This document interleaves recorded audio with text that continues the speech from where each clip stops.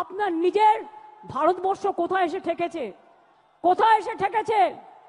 আপনাদের কন্ট্রোল করছেন American president, আর আপনারা বড় বড় কথা বলছেন। আপনাদের কন্ট্রোল করছেন কে? কেন আপনারা পাক অধিকৃত কাশ্মীর দখল করতে পারলেন না?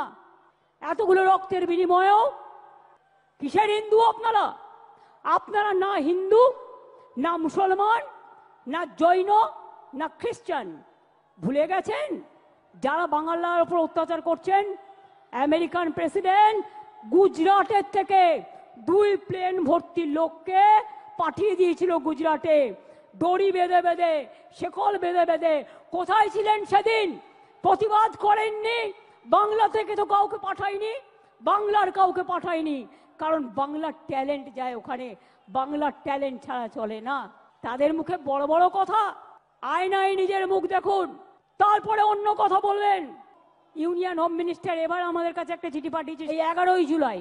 তাতে বলছে দ্য সেম সাবজেক্ট, ভালো করে শুনুন, indicating the list of nodal officers of the central force who should be contacted by the state government. Why central force? এখানে স্টেট ফোর্স কাজ করবে। Why central force? আগে পহেলগাঁও সামলাও, কাশ্মীরকে পাহাড় দাও, বর্ডারকে পাহাড় দাও।